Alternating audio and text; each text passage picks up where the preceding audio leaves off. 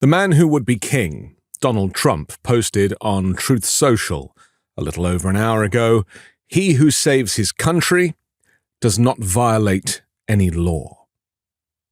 Let us think about that just for a moment, how somebody whose job it is, as an elected representative, is to serve the people, who has taken it upon himself to deconstruct the administrative state in a couple of ways. One, by employing some of the most unqualified individuals to head institutions and departments, people who are loyal to him, but not necessarily to the Constitution, people who will do whatever he says, whenever he says it.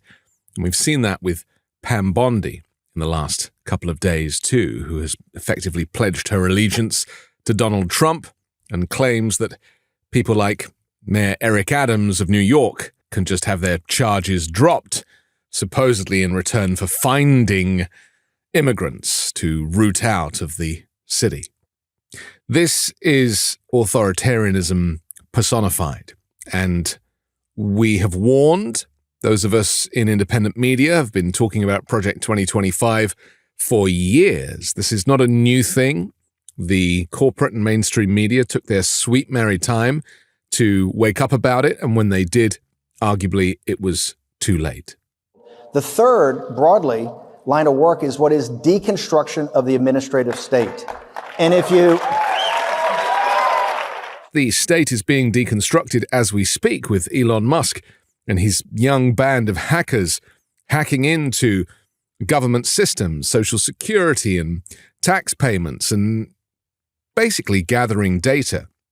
We have to ask ourselves, where will this end and how will it end? And as I see it, the biggest problem is that Donald Trump and Elon Musk and the people that are actually running the show, the Peter Thiels and the kind of MAGA Supreme Court, they will never relinquish power. This is what they've been planning for decades.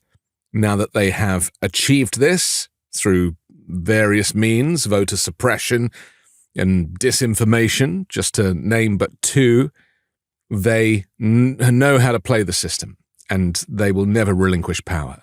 And if we even have midterms, and just think about the kinds of excuses that Trump could come up with that will prevent midterms from being held. And my greater concern is that if he was to hold midterm elections, that he would win, that Republicans would win, that they might even see gains. You see, what we have to remember is that people like you and I, and you for watching this video, are somebody who is plugged in, who is seeking out information to be educated about what is happening in America. But most people are not like you and I. Most people are just doing their thing, living in their bubble.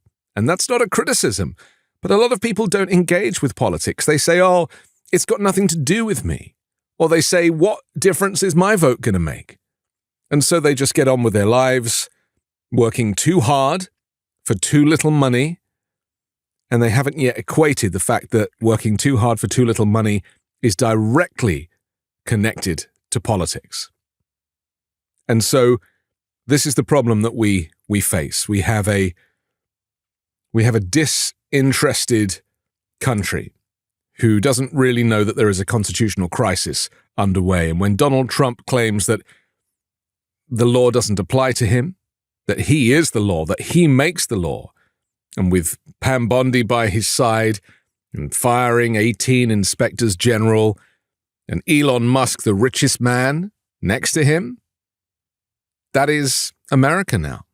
It just is. And we've talked often about the power vacuum on the opposite side, how the Democrats are struggling to even know how to counter this insanity. Trump and Musk and Pete Hegseth is another one who spoke at the NATO summit and basically said, Europe, you're on your own. You don't have us supporting you anymore.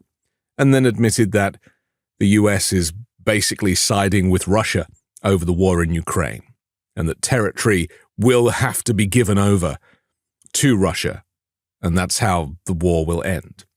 Europe said, well, no negotiations without us. We are central to this. Trump, Hegseth, no. We might tell you what's going on, but you're not going to be involved because Trump and Putin are intrinsically linked. And so this is where we find us. America has pivoted. From the days of the Cold War, we are completely repositioned now. The despots, the dictators are aligned. Trump, Musk, Putin, Viktor Orban, President Erdogan of Turkey. The dictators of the world are forming their own alliance. My fear is that Donald Trump feels like he has an affinity with these people. He wants to be like people. That's why he's renaming the Gulf of Mexico as the Gulf of America. That's why he'll invade Greenland. That's why he'll take the Panama Canal. That's who he is. That's why he tries to disrupt this peace deal, this transfer of hostages, this ceasefire in Gaza by saying he will build condominiums on the site and ethnically cleanse the region of Palestinians. He doesn't care. This Christofascist version of America has taken root and taken hold. And it was all written down in Project 2025. Things will have to get a lot worse before they get better. And I'm starting to hear from some people that maybe America needed this. Maybe it had taken itself for granted for too long. Maybe it thought that it would be all-powerful and democracy would stand forever after. Democracy is over, as I see it. The voter suppression, and you'll read more about that in the SAVE Act, which Republicans are trying to pass, really was the nudge that Trump needed to push him over the line. We know it's close, Republicans and Democrats, but a nudge of voter suppression is all it took to give Trump the presidency. And, I've heard them talk about this. I've heard Peter Thiel say that, if a country looks like it's weighted 95% liberal, then you'll think it's rigged. But if it's close enough, nobody will question the election results. And by making it close enough, about 1.5 percentage points for Trump to win the popular vote, that is the reason why there isn't so much talk about the levels of voter suppression and the tactics that went on throughout the swing states over the last 2 or 3 years. And if you just look to Brian Kemp in Georgia and look at the dozens of voter suppression laws that were passed, Pennsylvania too, just do your research and you'll see that this has been a stealth-like process over a period of years that has been in the planning since Trump lost in 2020. So I feel very uneasy, as I'm sure you do. But I want to say that we are here for each other and that there is a huge movement of pro-democracy, independent journalists and commentators, as well as some rather brilliant politicians. Jamie Raskin, for example, who knows the law, Mark Elias, who is pushing forward with litigation on a major scale. And every time these legal cases are brought before the courts, Donald Trump loses because he's breaking the law, because his executive orders are illegal. And whilst he doesn't seem to care about it because he has the protection of the Supreme Court and the Attorney General, ultimately the oversight of the courts takes legal precedent in this country.